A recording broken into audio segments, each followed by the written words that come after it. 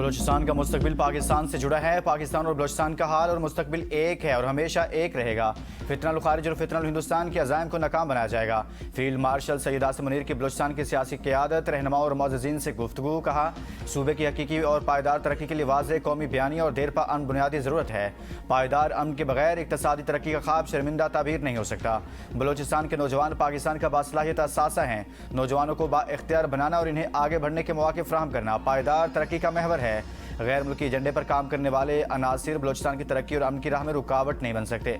Bloch मुअज़्ज़िज़ीन ने कौमी इत्तेहाद को दुश्मन की बयानी को शिकस्त देने का मुअस्सर जरिया करार दिया। कहा, रियासत और अवाम मिलकर हर किस्म की गैर मुल्की साजिश और मन घड़त प्रोपेगेंडे को मुस्तरद करेंगे।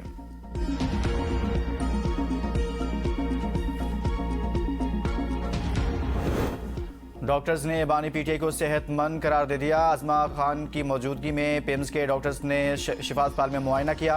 वफाकी वज़ीर इत्तलात अताउल्लाह तारड़ कहते हैं, बानी पीटीआई को 20 और 21 अगस्त के दरमियानी शब पिम्स अस्पताल ले जाया गया, जहां माहिर अमराज चश्म, कल्ब और फिजिशियन समेत मुस्तरद डॉक्टर्स ने मुआयना किया।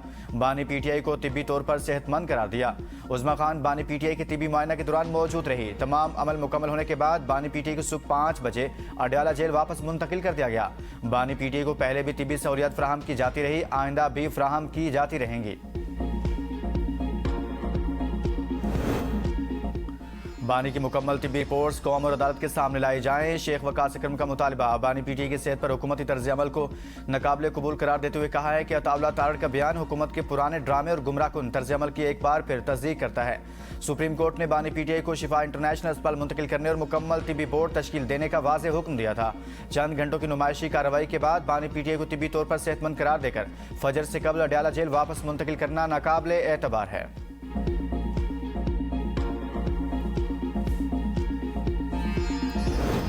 पाकिस्तान और गूगल के दरमियान अहम मुफाहमती यादाश्त पर दस्तखत। वज़ीर-ए-आज़म शहबाज शरीफ की ज़ेर सदारत गूगल टीम के एजाज़ में इस्तकबालिया। गूगल की जानिब से पाकिस्तान में गूगल करियर सर्टिफिकेट के 2026 के लिए 1.5 लाख तक सर्टिफिकेट का हदफ मुकर्रर है। पाकिस्तानी तलबा के लिए गूगल के जदीद मसनूई ज़हानत के टूल्स तक रसाई बढ़ाने के लिए ताउन पर इत्तफाक। FBR की डिजिटाइजेशन के मनसूबे में डेटा एनालिटिक्स में AI का इस्तेमाल होगा।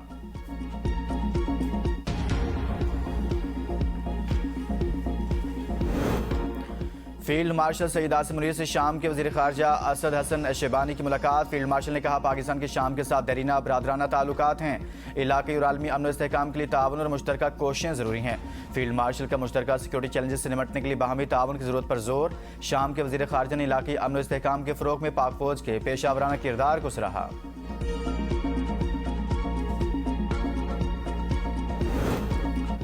रावलपिंडी और इस्लामाबाद में वक्फे से बारिश। रावलपिंडी में नशीबी इलाके ज़ेर-ए-आब, सड़कें तालाब बन गई, पानी घरों में दाखिल। नालालई के बहाव में इजाफा। कटारियां के मुकाम पर पानी की सतह 11 फीट। गवाल मंडी पुल के मुकाम पर 6 फीट रिकॉर्ड। गोल्डा में सबसे ज्यादा 60 मिलीमीटर बारिश रिकॉर्ड। बोकरा में 31, शमशाबाद और पीरवधाई में 25 मिलीमीटर, न्यू कटारियां 21 और गवाल मंडी में 22 मिलीमीटर बारिश रिकॉर्ड। रावलपिंडी में रेन एमरजेंसी नाफिज। नालालई समेत नशीबी इलाकों में अमला हैवी मशीनरी के साथ मौजूद। हंगामी सूरत हाल से निपटने के लिए तमाम इंतजामात मुकम्मल। सवाबी में तेज बारिश से कई इलाके ज़ेर-ए-आब, सड़कें तालाब का मंजर पेश करने लगी। नशेबी इलाकों में पानी जमा हो गया। रुस्तम में सैलाबी रैले से पानी 4 घरों में दाखिल, एक घर रैले में बह गया।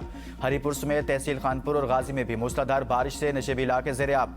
मानसेरा में बारिशों से जबोड़ी रोड और बफा खैर मैदान पुल को शदीद नुकसान पहुंचा। दराय सिरन में शदीद तुगयानी से पुल की दोनों साइडें बह गई।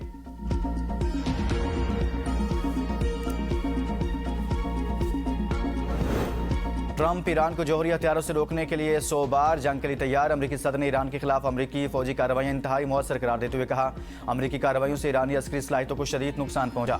ईरान की मिसाइल और ड्रोन बनाने की सलाहियत 5 माह कबल के मुकाबले में बहुत कम हो चुकी। नायब सदर JD वैंस ने कहा, मुआशी दबाव अमरीका का मौसर तरीन हथियार है। तेहरान फैसला करे इसे अपनी मईशत का गला घुटता देखना है या मगरिब से ताल्लुकात बेहतर करने हैं।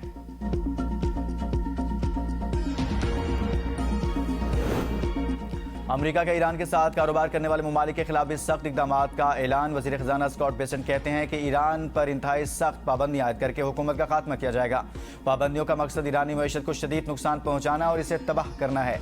ईरान के खिलाफ मुआशी दबाव को इस हद तक बढ़ाया जाएगा कि जो इससे पहले कभी नहीं किया गया। ईरान की तारीख की सबसे बड़ी मुआशी नाकाबंदी की जाएगी। आपने हरमुज़ और तेल की आलमी आमदोरफ्त पर अमरीका का मुकम्मल कंट्रोल है। ट्रंप का मुआशी जंग का ऐलान अमेरिका को मजीद शिकस्त देगा। अमेरिकी इक्तिसादी दहशतगर्दी आलमी मईशत के लिए खतरा है। ईरानी वजीर खारजा अब्बास अरागची का अमेरिकी पाबंदियों पर रद्द-ए-अमल। कहा, ईरान के खिलाफ मुआशी जंग अमेरिका की नाकाम पॉलिसियों का तसलसल है। मुआशी इक़दामात से ईरानी अवाम में अमेरिका मुखालिफ जज्बात बढ़ेंगे। मुआशी दबाव अमेरिकी अंदरूनी बहरान से तवज्जो हटाने की कोशिश है। ईरान के नायब वजीर खारजा कासिम गरीबाबादी ने कहा कि फौजी जंग नाकाम हुई तो अब इसे मुआशी जंग का नाम दिया जा रहा है। ईरान को तबाही के धाने पर करार देने वाले आज इत्तेहादियों से मदद की भीख मांग रहे हैं।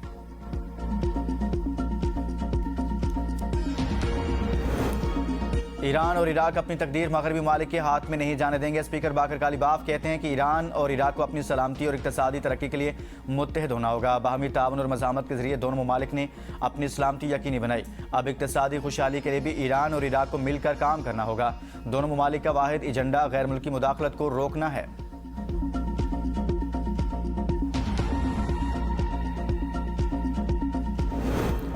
ईरान के खिलाफ अमेरिकी पाबंदियों के बाद आलमी मंडी में खाम तेल की कीमतों में इजाफा। ब्रेंट खाम तेल की कीमत $93 जबकि WTI $88 फी बैरल हो गया।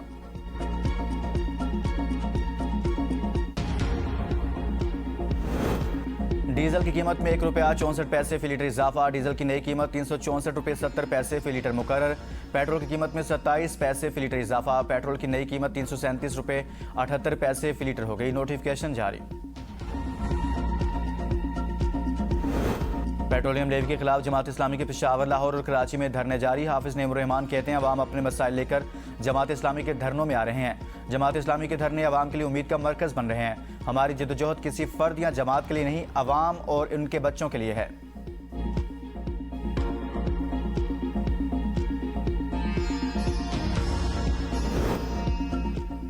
तहरीक तहफ़्फ़ुज़ आईन पाकिस्तान और JUI फ़े के दरमियान मुत्तहिदा अपोजिशन के क़याम पर इत्तफ़ाक़। मीडिया से गुफ्तगू में सरबराह JUI मौलाना फजलुर रहमान ने कहा, सेनेट और कौमी असम्बली के अपोजिशन लीडरान से मुशावरत हुई। इत्तफ़ाक़ हुआ है कि हमें मुत्तहिदा अपोजिशन की तरफ जाना चाहिए। आज मज़ीद मुलाकातें होंगी।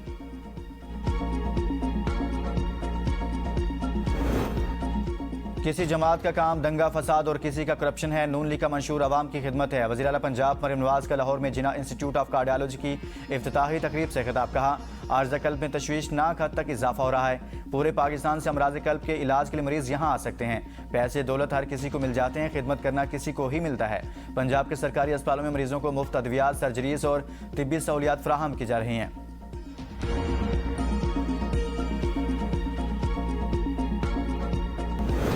अमेरिकी फौज की जानिब से आपने हुर्मुज़ के रास्ते रोजाना लाखों बैरल तेल की तरसील के लिए खुफिया शिपिंग कॉरिडोर का इंकशाफ।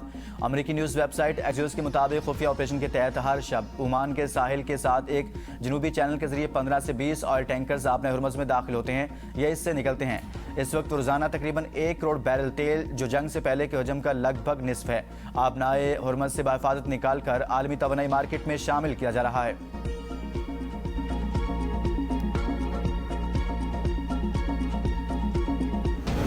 कतर का अपने हुर्मुज़ और बाब अल मुंदब में बहरी आमदोरफ्त को आज़ादाना और महफूज बनाने का मुतालिबा।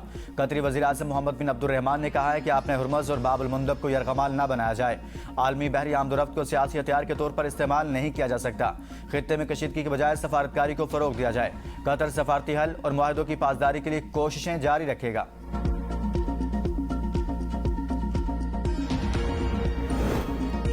रूसी जौहरी तवानाई कारपोरेशन का ईरान में जौहरी मंसूबे जारी रखने का ऐलान। बोशहर में मजीद 2 जौहरी तवानाई यूनिट्स तामीर करने का आज़म। रूस की जौहरी तवानाई कारपोरेशन के सरबराह एलेक्सी ने कहा कि वो पाबंदियों के बावजूद ईरान में अपना काम जारी रखेंगे। हम ईरान, मिस्र और हंगरी में अपने मंसूबे आगे बढ़ा रहे हैं।